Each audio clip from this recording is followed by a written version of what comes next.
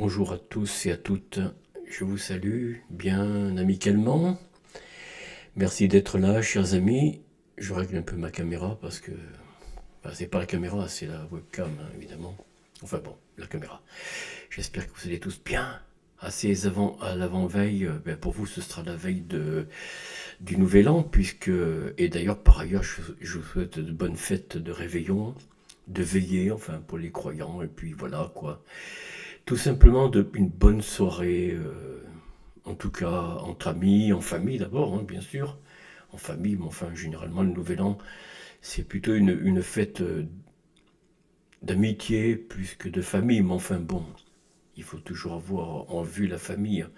C'est la plus grande amitié que l'on peut avoir, puisque c'est une complicité, la famille, c'est un tout, c'est quelque chose d'irremplaçable. Même l'amitié, bon, c'est une amitié forte, différente évidemment, par rapport à ses propres amis, enfin les vrais amis, je parle, hein.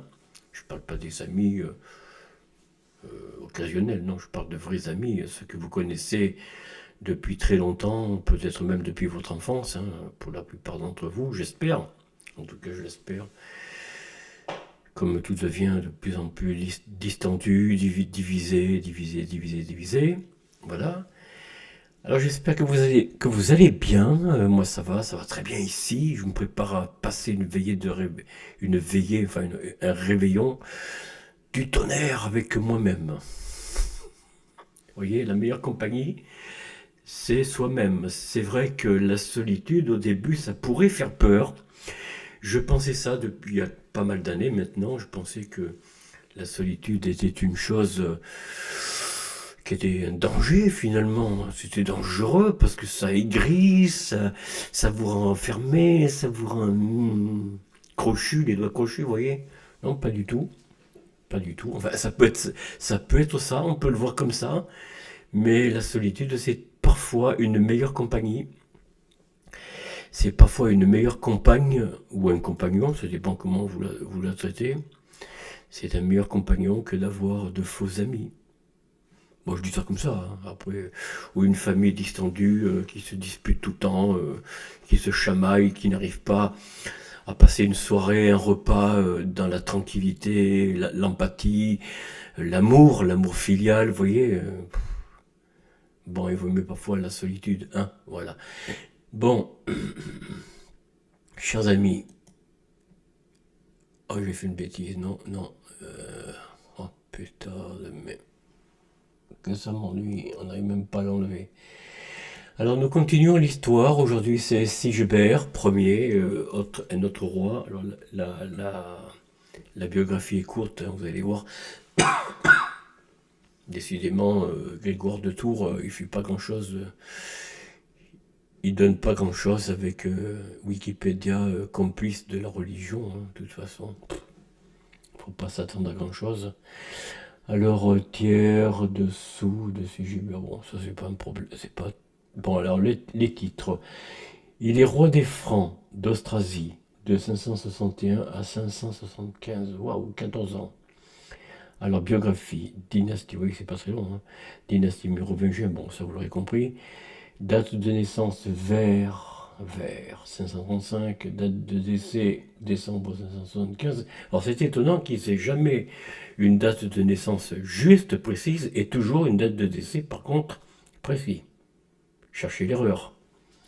Lieu de décès, alors à Vitry en Artois, ça c'est bien sûr dans le royaume, hein, dans le royaume franc, mais plus exactement dans le Pas-de-Calais. Bon, père Clotaire Ier, mère Igonde, conjoint Brunehaut,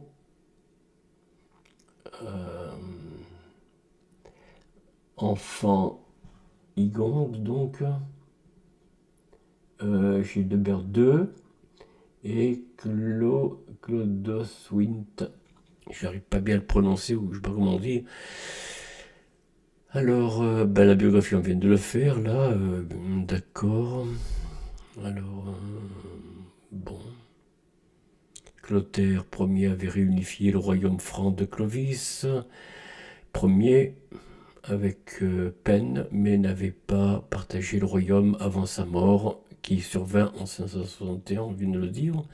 Ses fils allèrent l'enterrer à Soissons, dans la basilique Sainte-Marie, qu'il avait commencé à faire construire sur le tombeau de Saint Médard. Ils se partagèrent alors le royaume Charibert à Paris, ou Charibert, Chilpéric à Soissons, Gontran à Orléans et Sigebert à Reims. Alors, bon, en 562, pardon, les Avars, ah bon, qui étaient les Avars? Les Avars ou Avars était une alliance de plusieurs groupes de nomades eurasiens, ah bon, parfois qualifiés de turco-hongrois, non, turco-mongols, pardon, et issus de la confédération des Ruans qui menaçaient la Chine au IIIe siècle. Ils se sont ensuite installés en Europe centrale sous l'impulsion de leur Kagan. Enfin bon, on va pas aller à le reste.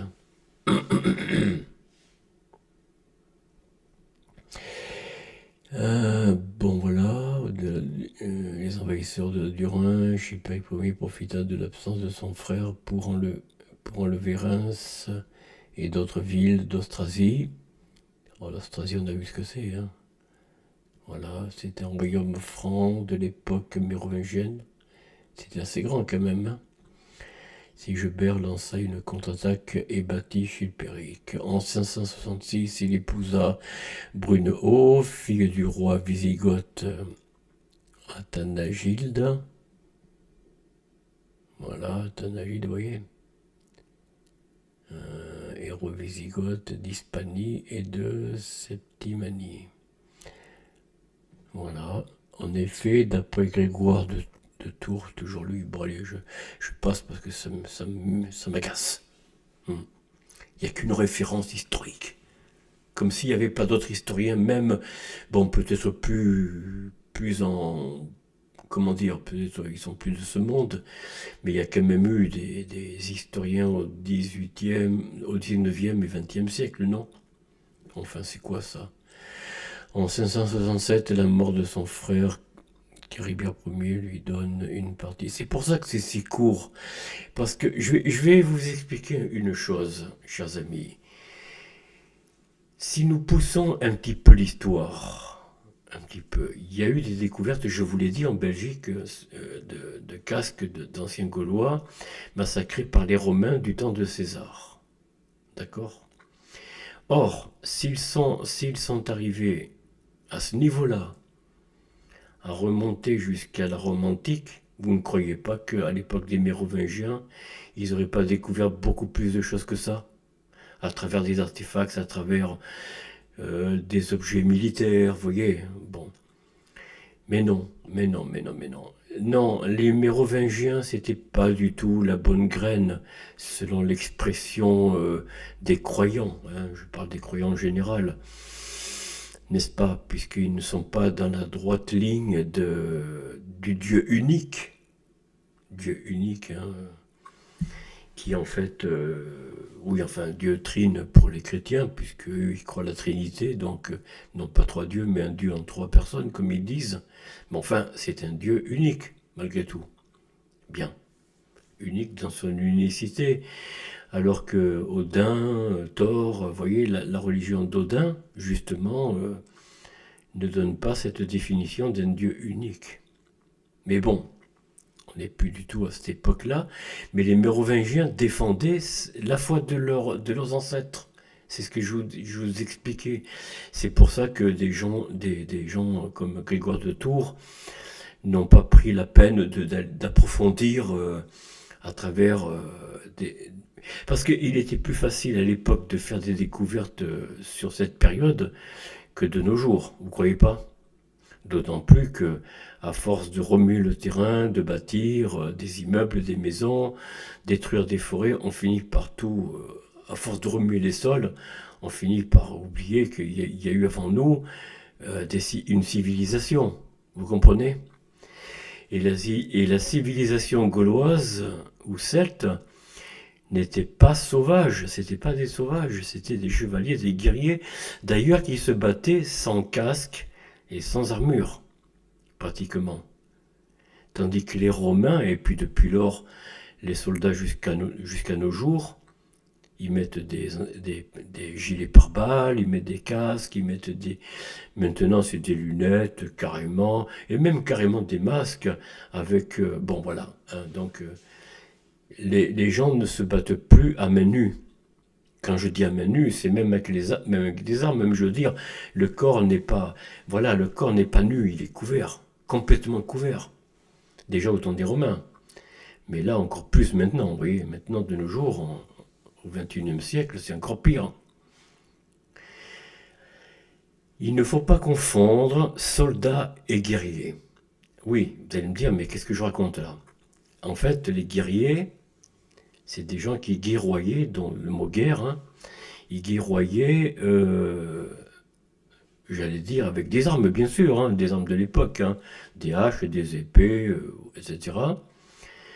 Mais ils étaient pas avec. D'ailleurs, vous les voyez bien, les véritables gravures ou tableaux ou peintures que vous voyez, s'il y en a encore de Celtes, vous les voyez, ils n'ont pas de casque. Alors là, je ne parle pas des Wisigoths et des Goths et tout ça, parce que eux, oui, ils portaient des casques. Hein. Mais les véritables guerriers se battaient sans casque et sans armure. Et oui, ils se battaient, j'allais dire, à corps nus. Bon, ils étaient habillés, bien sûr, mais ils n'avaient pas d'armure, ni encore moins de gilet pare-balles, évidemment. À l'époque, ça n'existait pas. Mais ils se battaient à corps nus, pratiquement. Aujourd'hui, ils ont peur. Et puis les soldats, hein, comme je vous l'expliquais, les soldats, ça vient du mot solde. Solde, ça veut dire quoi? Ben, émolument, monnaie, payé. Vous voyez, les soldats sont payés.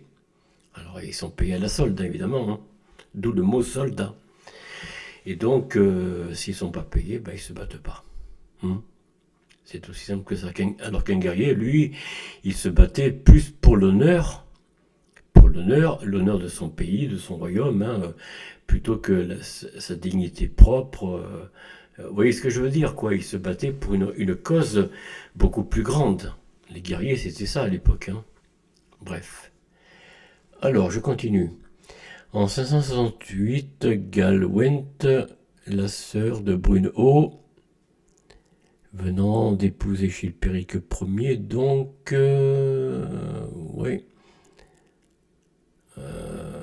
est assassinée, étranglée dans son lit. Oh, la pauvre. Probablement sur ordre de Frédégonde. Ah, rivalité, hein. Frédégonde, née en 1645,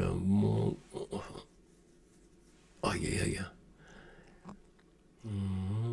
À Paris, reine de Neustrie, après son mariage avec le roi d'accord numéro 20, Chilpéric Ier. Concubine et future femme de celui-ci, Sigebert, influencé par Brunehaut, et, décidé à venger sa belle-sœur dès le début d'une guerre entre Neustrie et Austrasie qui durera fort longtemps. Toujours d'imprécision, fort longtemps. Combien de temps? Ben voilà, on ne sait pas. Bref. Alors, siège de Tournai. En 573, Chilpéric ranime la querelle autour du meurtre de Galwent et ravage la part de l'Aquitaine qui appartient à son frère en envoyant son fils aîné Tibère, qui fut prisonnier de Sigebert, l'obligeant à se parjurer du serment qu'il avait fait de ne plus l'attaquer en échange de la liberté. Celui-ci s'empare alors de Tours et avance jusqu'à Poitiers, où il affronte le duc Gondebaud, dont l'armée est massacrée. Bon, ben voilà. Hein. Alors là, alors qu'il s'avance vers Tournai, l'évêque de Paris, Germain, l'avertit en ces termes. Qui c'est Germain? Ah oui, oh. Si tu vas sans aucun dessein contre la vie de ton frère, tu retourneras vivant et victorieux. Si tu as d'autres pensées, tu mourras. Car voici ce que dit le Seigneur par la bouche de Salomon. Celui qui aura creusé une fosse à son frère, il tombera lui-même. Wow. Livre des Proverbes. Ah. Alors Salomon, vous voyez, Salomon, on en parle beaucoup, hein, on en parlait, bon, j'en ai entendu un petit peu parler, bien sûr, mais on n'a pas de précision. Alors même la Torah ou l'Ancien Testament pour les chrétiens ne précise pas ce qu'il en reste de ce premier temple. Il ne reste rien, on n'a rien trouvé. Est-ce que ça a vraiment existé? Vous voyez ce que je veux dire? Tout ça me paraît être un peu flou. Bon, tout ça, c'est. Je vous dis, les trois religions abrahamiques, bon, moi, c'est pas celle vers lesquelles je me tourne, parce que franchement, entre les mensonges, les enjolivements de certains passages, et puis alors les massacres, et des trois religions, hein, c'est pas seulement que les premiers, les deuxièmes ou les troisièmes, hein, c'est les trois religions. Cite les passages de l'Ancien Testament. Enfin, voilà, bon, bref.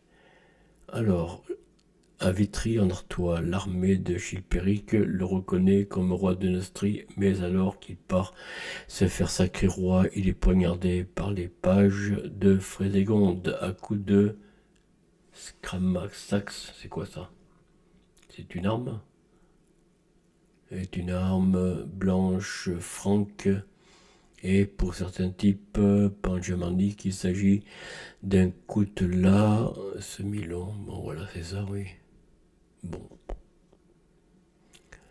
De chaque côté dans le flanc. Ah. En tentant de s'enfuir, les deux pages tuent eux-mêmes Charézil et blessent Sigilla, les deux chambellans du roi, avant de trouver la mort. Ah, lui aussi, il est mort. Bon.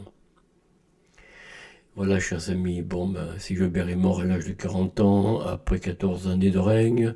Son fils Childebert II, qui n'a que 5 ans, est proclamé roi d'Austrasie à Metz. Lors du règne de Sigebert, la charge de maire du palais est pour la première fois mentionnée. Sigebert Ier est le géant de l'Ambre-les-Doué. Oh là là, l'Ambre-les-Doué. J'ai du mal à prononcer. Dis donc. Géant. Ouais. Bon, les géants étaient dans le nord de la France et les fêtes auxquelles ils sont rattachés. Bref. Voilà. Bon, les liens externes, les notes. Chers amis, on n'a pas grand-chose de ce roi. Bon, mais que voulez-vous, hein, c'est comme ça. Vous voyez, regardez un peu les peintures chrétiennes. Ils mettent Sigebert Ier avec une tunique avec des fleurs de lys. Bon, ben ça. Et c'est qui lui? Ah, Bruno de Mézil, oui, né le 17 septembre 1976, est un historien français spécialiste du Haut Moyen-Âge. Oui, encore lui, ça vaut la peine. Bruno du Ménil, oui, c'est un historien que je vous recommande. Alors, c'est pas le meilleur, mais bon. Bruno du Ménil encore. Régine Lejean, Pierre Raché. Qui c'est ça? C'est un historien aussi. C'est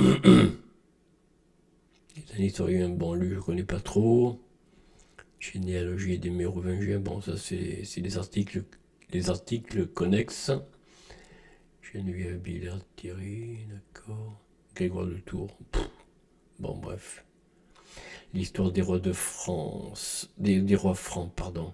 Édition Gallimard. Bon, évidemment, si on se réfère à lui, on va pas être déçu. Hein. Vous voyez ce que je veux dire? Il montre même pas sa tête, la tête de la statue. Bon, enfin voilà, c'est comme ça.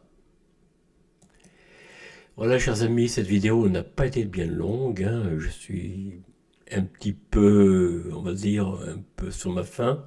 Vous aussi, certainement.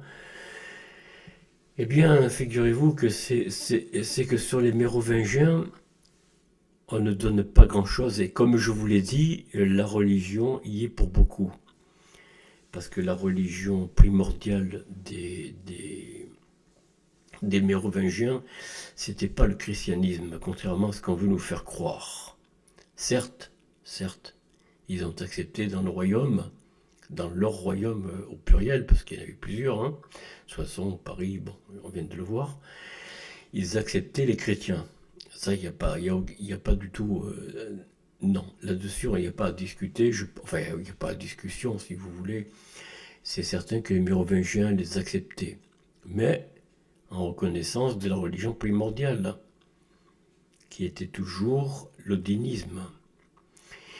Et l'odinisme disparaîtra pas complètement. Vous verrez pourquoi dans la suite, parce qu'il y aura des artefacts, c'est-à-dire des traces dans les pierres, des monuments, notamment des basiliques, des cathédrales, des églises portant le nom de Notre-Dame.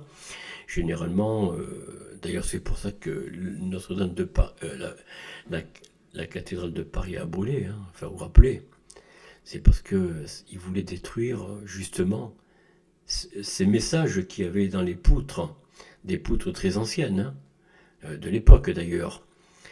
Il y avait des runes. Eh oui, donc il faut effacer ça, comprenez. Mais il reste encore quelques traces, encore, à Notre-Dame de Paris. La cathédrale de Paris. Oui, c'est ça, Notre-Dame de Paris, je ne sais pas comment on dit, enfin bon. Voilà, donc ils veulent à tout prix effacer ces messages. Et ces messages, vous en trouviez plein au temps au temps des Mérovingiens. Et Grégoire de Tours il semble bien qu'il est de la période pas très éloignée de cette période mérovingienne.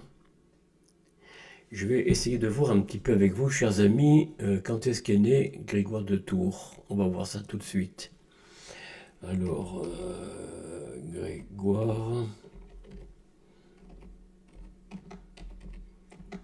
Grégoire de Tours, pardon, il ne faut pas non plus.